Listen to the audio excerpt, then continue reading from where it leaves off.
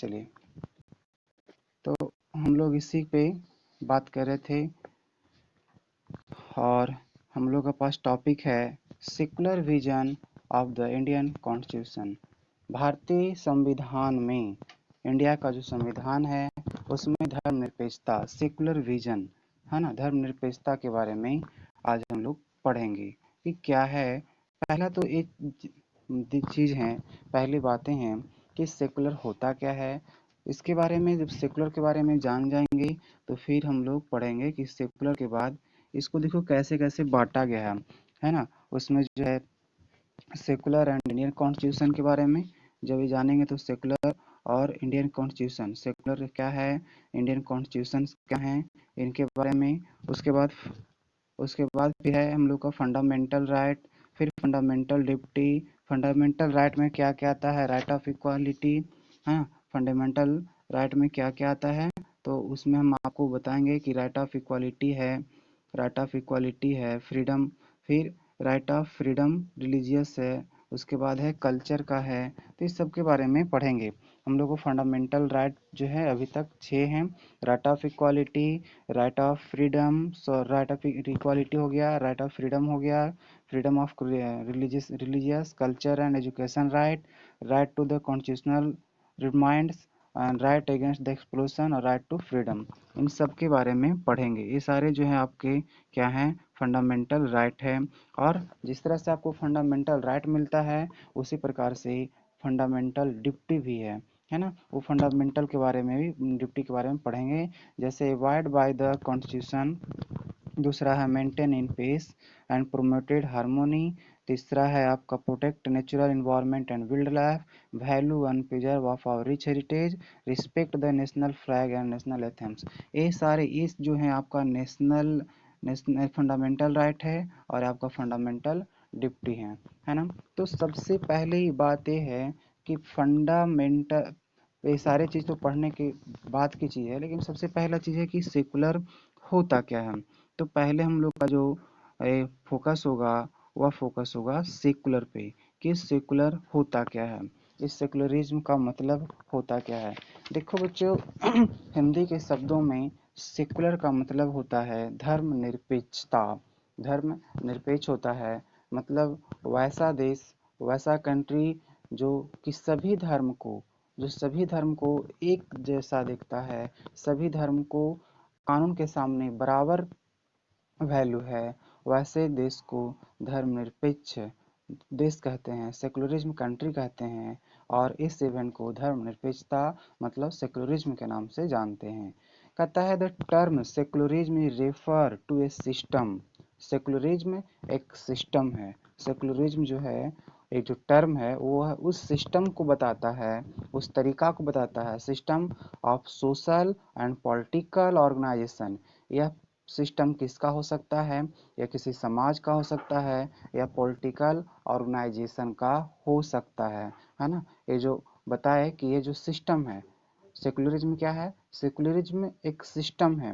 यह system social और political दोनों बॉडी का हो सकता है, दोनों ऑर्गेनाइजेशन का हो सकता है, किसी समाज का हो सकता है और कोई पॉलिटिकल ऑर्गेनाइजेशन का हो सकता है। where no religious is given a special treatment, जिसमें वैसे वह सिस्टम, वैसा पद्धति जो समाज का या किसी राजनैतिक ऑर्गेनाइजेशन का, संगठन का हो, जो सभी धर्म को इक्वल मानता हो, सभी धर्म को बराबर मानता हो।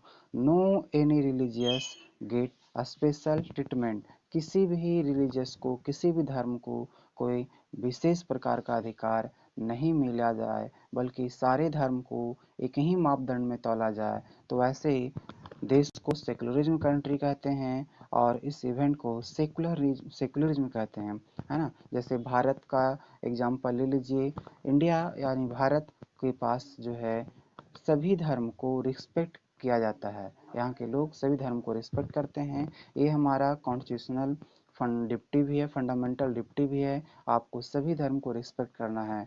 आपको मालूम होगा दुनिया में बहुत सारे ऐसे देश हैं जो किसी एक धर्म के नाम से जो है प्रसिद्ध है। कोई एक जो है धर्म के धर्मावली के लोगों के लिए जाना जाता है। जैसे आप नेपाल के ले लीजिए तो वह हिंदू धर्म के लिए है, उसी प्रकार पाकिस्तान के लीजिए तो वह मुस्लिम जो है कंट्री के लिए प्रसिद्ध है। लेकिन भारत में हिंदू, मुस्लिम, सिख, ईसाई all are the equal in front of the eye. यह भारत जो है, यहाँ सभी धर्म, चाहे वो हिंदू हो, चाहे मुस्लिम हो, चाहे सिख हो, चाहे ईसाई हो, सभी धर्म बराबर होता है। किसी भी धर्म को स्पेशल ट्रीटमेंट नहीं दिया जाता है। It is understood primarily by the separation of religious from the state. It is understood primarily, यह मुख्य रूप से समझा जा सकता है by the separation of religious form of the state. यह जो धर्म है, यह स्टेट का जो रूप है, जैसे कहने का मतलब मेरा ये है कि आप अपने देश को, अपने स्टेट को देखिए। इस स्टेट में जितने भी तरह के लोग हैं, चाहे हिंदू हो, मुस्लिम हो, सिख हो, ईसाई हो, हर किसी को अपने तरीका से अपने धर्म को मानने का अधिकार है। उसे अपने धर्म को प्रचार प्रसार करने का अधिकार है। अपने धर्म के लिए संगठन बनाने का अधिकार है। तो बच्चे, ये होते हैं सेकुलरिज्म। सेकुलरिज्म का मतलब हुआ कि कोई भी देश जहाँ सभी धर्म को इक्वल ट्रीटमेंट दिया जाता है, उसे जो ही सेकुलरिज्म कहते हैं। सेकुलरिज्म कंट्री के नाम से जाना जाता है। और सेकुलर हुआ where no religious is given a special treatment, है ना। तो सेकुलरिज्म का मतलब हो सकता है, आप इसको लिख सकते हैं, where no religious is given a special treatment, जहाँ किसी भी धर्म को खास प्रकार का ट्रीटमेंट नहीं दिया जाता है, उसे हम लोग क्या कहते हैं, सेकुलरिज्म कहते हैं। कोई आप सोशल, हमने बताया था कि एक सिस्टम है, जो सेकुलरिज्म है एक सिस्टम है। यह सिस्टम सोशल और पॉलिटिकल हो सकता है। मान लीजिए कि आप कोई ग्रुप बनाते हैं, समाज के इंसान जो है समाज में रहता है, समाज में 10, 20, 30 लोगों का एक ग्रुप बनाया। ग्रुप में जो है तरह के आप लोग को जात में संप्रदाय के लोग को ले सकते हैं। हिंदू भी हो सकता है, मुस्लिम भी हो सकता है, सिख भी हो सकता है, ईसाई भी हो सकता है। आप किसी भी धर्म के लोगों को इसमें ऐड कर सकते हैं। और वह जो आपका ऑर्गेनाइजेशन बनेगा, वह जो आपका संस्था बनेगा, वह किसी भी संप्रदाय को मदद करने के लिए तैयार हो सकता है। तब जो है हम कहेंगे कि यह जो समाज है, या जो सोसाइटी है, वह सोशल है, वह जो समाज है सेकुलरिज्म है। ऐसा नहीं, मान लीजिए कि हमने अपने 10 दोस्तों के साथ एक ग्रुप बनाया। वो जो ग्रुप बनाया, हम कहेंगे कि हमारा जो ग्रुप होगा सेकुलरिज्म होगा। इसका मतलब ये हुआ कि हमारा जो ग्रुप होगा वो सभी धर्म को रिस्पेक्ट करेगा। अगर किसी भी धर्म को, अगर किसी भी धर्म के लोग को, अगर किसी भी धर्म में का जो है कोई भी चीज़ हो, कोई फंक्शन हो, कोई भी कार्यक्रम हो, तो उसमें जो है शांतिपूर्व भाग ले सकते हैं, उसको कोऑपरेट कर सकते हैं। तो बच्चे, हमें आशा है, हमें विश्वास है कि आपको सेकुलरिज्म समझ में आ गया होगा। सेकुलर का मतलब आप समझ चुके होंगे, where no religious is given special treatment, जहाँ कोई भी रिलीजियस को स्पेशल ट्रीटमेंट नहीं दिया जाता है, उसी को हम लोग सेकुलरिज्म कहते हैं, है ना। और यह एक सिस्टम है किसका, सोशल और पॉलिटिकल ऑर्गेनाइजेशन का। अब हम लोग बात करेंगे secularism and Indian constitution. Secular के बारे में तो मैंने पढ़ा दिया कि जहाँ कोई भी धर्म को इक्वल ट्रीटमेंट दिया जाता है, उसे ही हम लोग सेकुलरिज्म कहते हैं। और वैसे कंट्री को सेकुलरिज्म कंट्री कहते हैं, सेकुलर कंट्री कहा जाता है। अब भारतीय कॉन्स्टिट्यूशन में जो इंडियन कॉन्स्टिट्यूशन है, वह इस सेकुलरिज्म के बारे में क्या कहता है, क्या हो इसके बारे में बताता है। कहता है, the Indian constitution retards the idea of secularism born through Indian freedom struggle and guidelines principle of founding father and mother। बच्चे, भारत में जो सेकुलरिज्म की भावना पनपा, भारत में धर्मनिष्ठता की भावना का जन्म उसी समय हो चुका था जिस समय भारत के सभी लोग, भारतीय कहने का मतलब भारत के सभी लोग, भारतीय सीमा के अंदर जितने भी लोग हैं, किसी भी जाति का हो, किसी भी संप्रदाय का हो, वो भारतीय हैं। तो जब हमारे यहाँ फ्रीडम फाइटर हो रहा था, जब ब्रिटिश के प्रति जो है हम लोग आंदोलन कर रहे थे, उस आंदोलन में, उस लड़ाई में जो ब्रिटिश 100 साल तक जो है हमारे यहाँ राज किया, 100 से भी अधिक साल तक राज किया, उसे भगा पाना किसी एक धर्म के लिए संभव नहीं था। उसे भगाने में, उसे यहाँ से ले जो है दूर करने में किसी एक धर्म का हाथ नहीं, बल्कि सभी संप्रदाय, सभी जाति के लोगों का हाथ रहा। इसीलिए कहा जाता है कि सेकुलरिज्म की भावना का जन्म जो है फ्रीडम स्ट्रगल से ही हुआ, क्योंकि उसमें कुर्बानी देने वाले हिंदू भी थे, मुस्लिम भी थे, सिख भी थे, ईसाई भी थे, सभी धर्म के लोग जो थे इसमें शामिल थे। वो ऐसा नहीं कि गोली जो खाली चला था, गोली जो खाए थे वह सिर्फ मुस्लिम भाई थे, ऐसा नहीं कि गोली जो खाए थे सिर्फ हिंदू भाई थे, ईसाई थे, यहाँ तक मेल फीमेल भी थे। मतलब स्त्री पुरुष बच्चे हर कोई जो था वह से अपने देश को आज़ाद करने के लिए लग गया था, अपने देश के प्रति जो है जागृत हो गया था।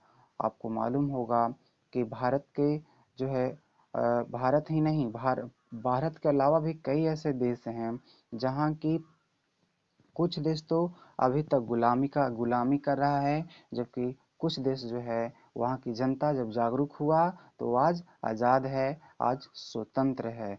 लेकिन जहाँ भी आज तक गुलामी है, इसका मतलब वहाँ की जनता जागरूक नहीं हुआ, वहाँ की जनता अपने अधिकार के लिए नहीं जो है लड़ रहा है। इसका मतलब है कि अगर हम लोगों को आज़ादी चाहिए था तो उसमें सभी लोग, आवाज़ नहीं करिए, उसमें सभी लोग जो है क्या होगा, इन्वॉल्व होंगे, सभी लोग फ्रीडम फाइटर में आए होंगे। उसमें स्त्री पुरुष बच्चे में जो है आपका हिंदू मुस्लिम सिख ईसाई सभी था। तो आपको ये याद समझना है कि भारत में सेकुलरिज्म का जन्म कहाँ से हुआ। तो भारत में बच्चे सेकुलरिज्म का जो जन्म हुआ वह जन्म आपका फ्रीडम फाइट स्ट्रगल से ही होता है, क्योंकि फ्रीडम स्ट्रगल में जो कुर्बानी देने वाले थे वो सभी जाति, सभी संप्रदाय, सभी तरह के लोग थे। अगर उन्हें धर्मनिरपेक्ष नहीं किया था, भारत को सेकुलर नहीं किया था, तो शायद उनकी बलिदान का जो है कहीं ना कहीं मजाक उड़ाया जाता। इसलिए नहीं होता था, एकदम सिंपल सी बात है, मजाक उड़ता ही, क्योंकि जो अपने वतन के लिए, जिसने अपने जो है देश के लिए अपना जीवन, अपने परिवार, यहाँ तक कि उसके घर के सभी मेंबर फ्रीडम फाइटर में इन्वॉल्व थे, क्यों कर रहे थे? क्या उनका कुछ आशा नहीं था? क्या उनकी देश से कुछ उम्मीद नहीं था? अगर देश को किसी एक धर्म को प्रधान बना दिया जाता तो कहीं न कहीं दूसरे संप्रदाय के लोग को चोट जाकर पहुंचता। तो भारत में आप समझ चुके होंगे कि सेकुलरिज्म की जन्म कहाँ से हुआ। तो बच्चे, secularism in the India constitution imply equality of all religious. हमारा जो कॉन्स्टिट्यूशन है, हमारा जो संविधान है, वह सभी धर्म को इक्वालिटी प्रदान करता है, सभी धर्म को इक्वालिटी प्रदान करता है। अगर कोई किसी के धर्म के साथ, अगर किसी के धर्म को साथ रिस्पेक्ट की भावना अपनाता है या गलत तरीका से उसके विरोध करता है तो ऐसा करना गलत है। अगर आप किसी दूसरे धर्म को ठेस पहुंचाते हैं, आप अपने धर्म को बड़ाई करते हैं, तो ये करना गलत है। हाँ, आप अपने धर्म की बड़ाई कर सकते हैं, आप अपने धर्म की जो है प्रसार कर सकते हैं, लेकिन दूसरे के धर्म की ठेस ना पहुंचाया जाए। तो बच्चे, भारत में का जो कॉन्स्टिट्यूशन है, भारत का जो संविधान है, वह equality of all religious provide प्रदान करता है। It prohibited discrimination on the basis of any particular religion. किसी भी डिस्क्रिमिनेशन, किसी भी प्रकार का भेदभाव जो है अगर किया जाएगा तो उसके लिए धर्म के लिए अगर कोई किसी भी प्रकार का जो है भेदभाव करता है तो उसके लिए पनिशमेंट जो है हमारे संविधान में अवेलेबल है। मतलब आप धर्म को, किसी भी धर्म को मजाक नहीं उड़ा सकते, आप किसी भी धर्म को जो है अवहेलना नहीं कर सकते, आप सभी धर्म को रिस्पेक्ट कर सकते हैं। आप रिस्पेक्ट करिए या नहीं करिए, लेकिन उसको आप जो है नेग्लेक्ट नहीं करिए, आप उसको रिस्पेक्ट नहीं करिए।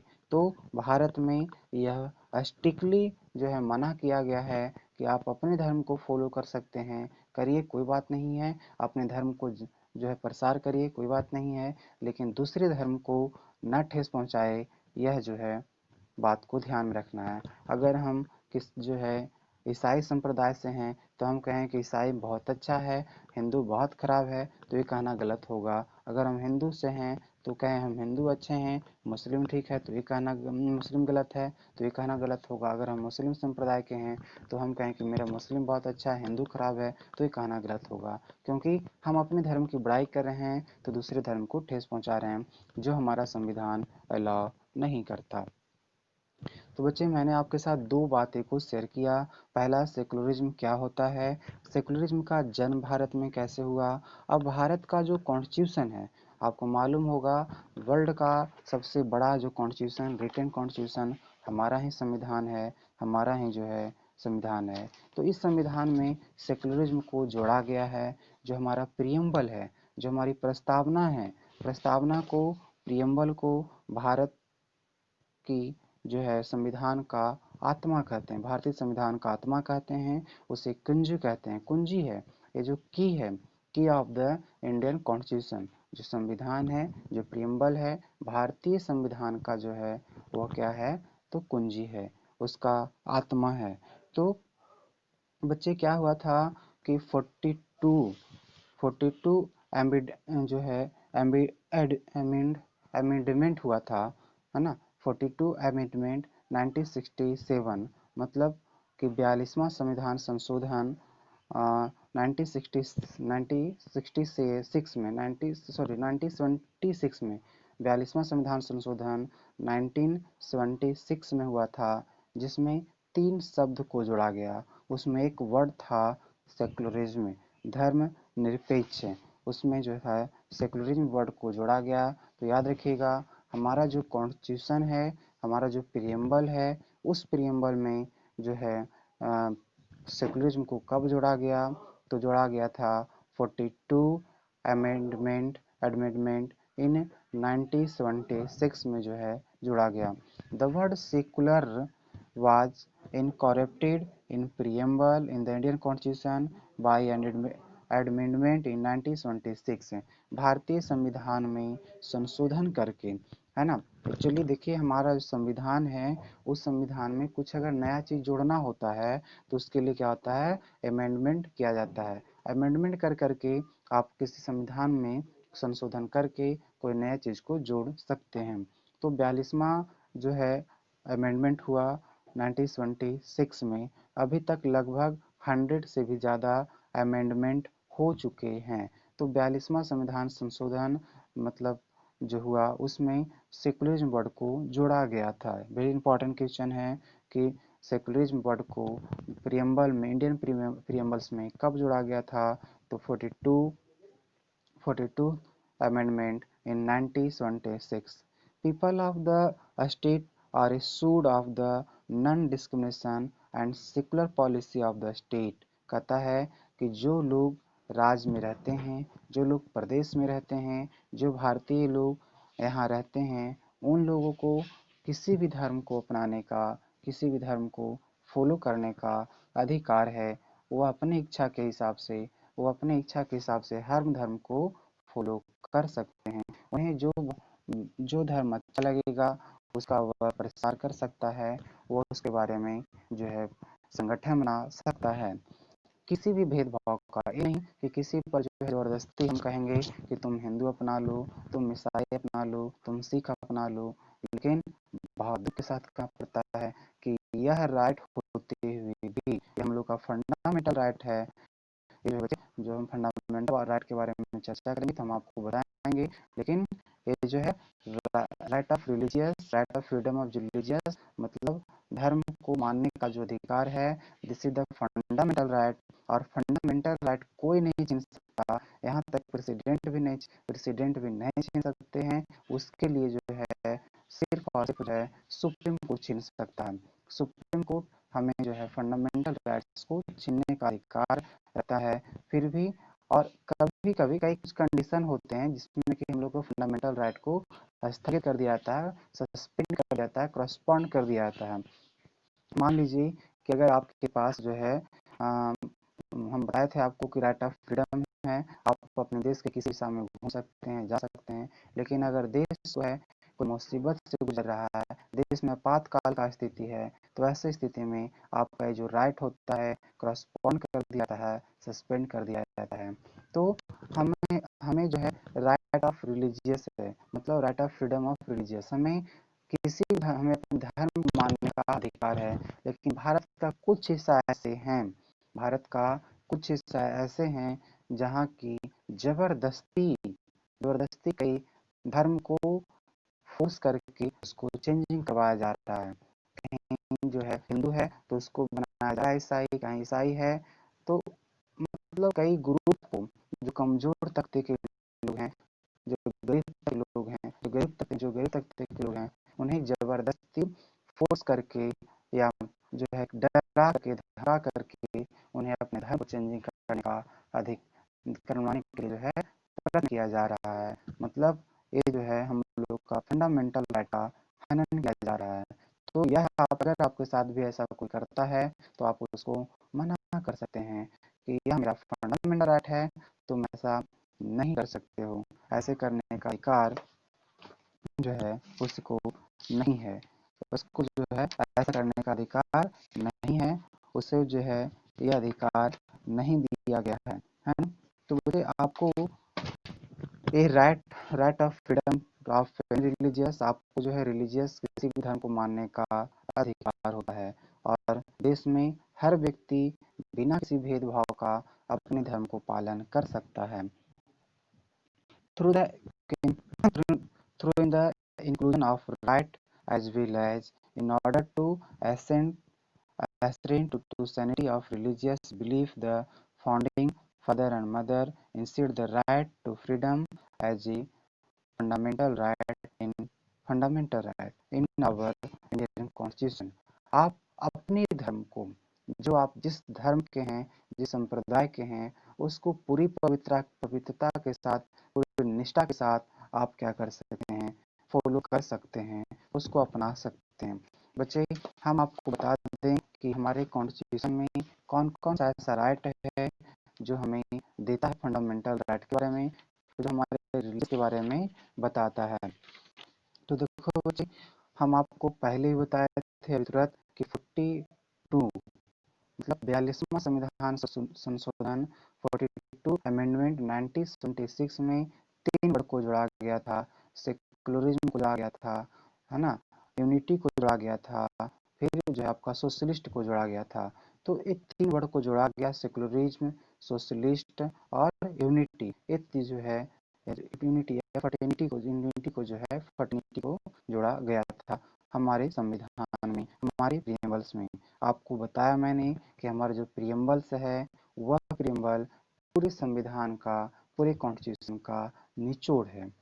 अगर पूरे संविधान, भारत के संविधान को समझना है तो उसके लिए आपको प्रियम्बल पढ़ लीजिए, तो भारत के संविधान के बारे में बहुत सारा आइडिया आ जाएगा। हम आपको पहले ही बताए हैं कि प्रियम्बल क्या था।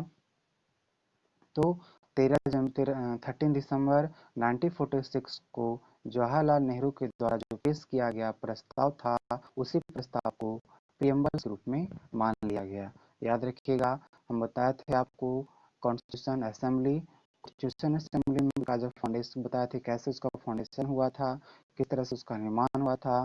तो हम आपको इसमें भी बताए थे कि कितने उसमें मेंबर थे, कितने लोग जो थे आपका जो एससी से थे, कितने एसटी से थे, तो ये सारी बात हम लोग कर चुके हैं। तो हमारा जो 13 दिसंबर 1946 को जवाहरलाल नेहरू के द्वारा इंडियन कॉन्स्टिट्यूशन में जो उद्देश्य, जो प्रस्ताव पेश किया गया, उसी प्रस्ताव को भारत का प्रियम्बल्स के रूप में स्वीकार कर लिया गया।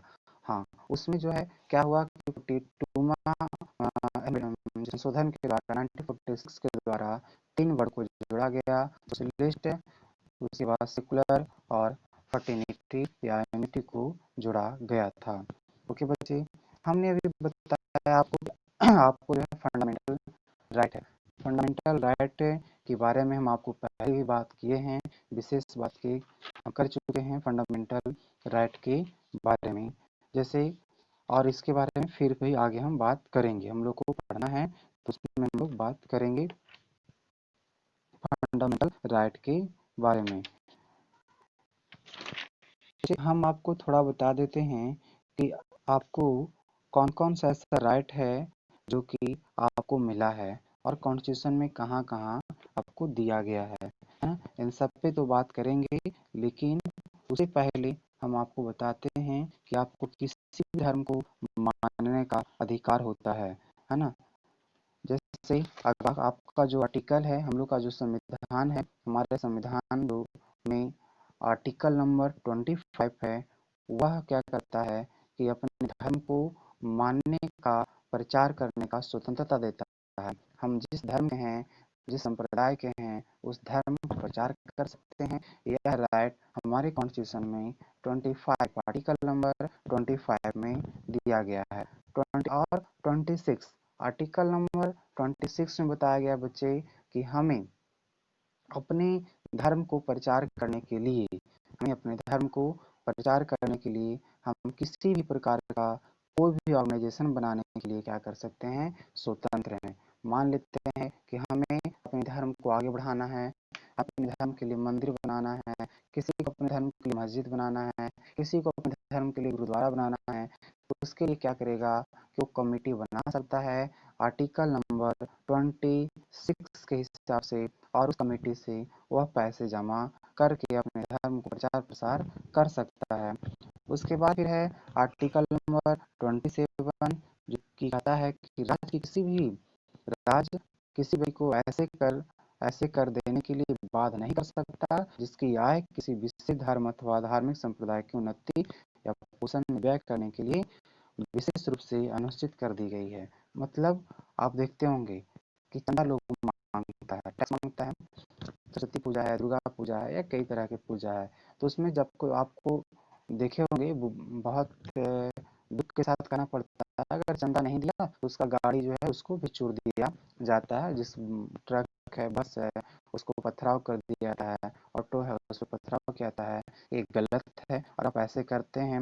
आप देखते होंगे कि कई लोग चंदा मांगता है और वो चंदा अगर बेचारा नहीं देता है और उसी समय अगर पुलिस आ जाए तो भाग जाता है। क्यों भाग जाता है? उसको रुकना चाहिए, क्योंकि वो जानता है कि ऐसा करना कानूनी अपराध है। 27 आर्टिकल नंबर 27 कहता है कि किसी भी धार्मिक काम के लिए जबरदस्ती टैक्स नहीं मांगा जा सकता। ये नहीं है, हाँ हम अपनी इच्छा के पूर्वक दे सकते हैं। अगर आपको अपनी इच्छा है तो आप अपनी इच्छा से दे सकते हैं, लेकिन अगर जबरदस्ती जो है किया जाएगा तो ये गलत है। और आर्टिकल नंबर 28 कहता है बच्चे कि किसी भी धार्मिक संस्था में धार्मिक शिक्षा नहीं दिया जाएगा, खास करके जो भारत सरकार का अंग होगा वैसे, मतलब कि जो इंस्टीट्यूट्स हैं, जैसे अक्सर कॉलेज हैं, जैसे आपका यूनिवर्सिटी है, स्कूल है, इसमें किसी विशेष धर्म के बारे में शिक्षा देने का अधिकार नहीं है। ठीक है बच्चे, तो आज हाँ बोलिए, बना लेते हैं। ठीक है, तो किसी भी धर्म के बारे में आज हमने आपको क्या पढ़ाया? आज हमने आपको बताया है कि सेकुलरिज्म क्या होता है, सेकुलरिज्म का जन्म कहाँ से हुआ, भारत में का जन्म कहाँ से हुआ, और उसके बारे में बात की कि भारत में सेकुलर वर्ड जो है सिंबल में कब जोड़ा गया, तो 42 अमेंडमेंट 1976 में जो है जोड़ा गया था। इसमें क्या कहा गया, कौन कौन सी और चीजें अधिकार हैं आपको फंडामेंटल कौन कौन है, उन सब के बारे में भी हमने आपको बताए थे। ठीक है बच्चे, देखिए आपको बता दें कि जिनका भी क्लास छूट जाता है, मान लीजिए कि किसी कारणवश क्लास छूट जाता है किसी भी सब्जेक्ट का, अभी तो लगभग मेरे पास सारे सब्जेक्ट का नहीं है, पर हो जाएंगे बहुत जल्दी किसी भी सब्जेक्ट का। पर ये नहीं कहते हैं कि आप पीसी करिए, मान लें कि कोई भी क्लास आपका छूट जाता है, चाहे वो क्लास आपका एसएसटी का हो या फिर वह क्लास आपका, मेरा जो सब्जेक्ट एसएसटी का स्कूल के लिए, लेकिन ऐसी कोई बात नहीं है, आप दूसरे सब्जेक्ट को भी यूट्यूब चैनल पर जाके पढ़ सकते हैं, पढ़ने की बात नहीं है। आपका अगर कोई क्लास होता है तो मेरा यूट्यूब चैनल है स्काई लाइट एजुकेशन। देखिए इस तरह से 3 चैनल वहाँ पे आपको मिलेगा, तो मेरे वाला खोलोगे स्काई लाइट एजुकेशन, फोटो आएगा, फिर अपना नाम चेंज करेंगे। एक तो लिए एक और जो बनाया है स्काईलाइट हब करके बनाया है, तो आप उसको ऊपर उसको नहीं जाना है। आपको उसमें सारे तरह का वीडियो मिल जाएंगे, चाहे वो SST हो या तो फिर साइंस हो, मैथ हो, सबका video. Sky light education, sky light education में वीडियो आपको मिल जाएगा धीरे धीरे। अभी तो हम हाई लेवल का वीडियो लोड किए थे लेकिन 11-12 के लिए, लेकिन हम आपके लिए वीडियो बहुत जल्दी बनाएंगे, धीरे धीरे हम लोड कर देंगे। स्काई लाइट एजुकेशन में फिर उसमें खोलिएगा तो मेरा आएगा फोटो, उस पर आप क्लिक करिएगा। दो लोग और हैं, नाम मिलता जुलता है, एक का नाम है स्काई लाइट हब, तो आप उसको ऊपर नहीं जाना है। और एक और है sky light learn easy way, इसको पर भी नहीं जाना, सिर्फ स्काई, एस के बाद स्काई थोड़ा दीजिएगा एक बार, फिर लाइट लाइट और एजुकेशन लिख करके तो मेरा यूट्यूब चैनल खुल जाएगा। उस पर आपको वीडियो जितने क्लास के हुए हैं पूरे SST का वीडियो हम लोड कर देंगे, बहुत आसानी से आपको मिल जाएगा। ठीक है बच्चे, तो आप जो है तब तक पढ़िए।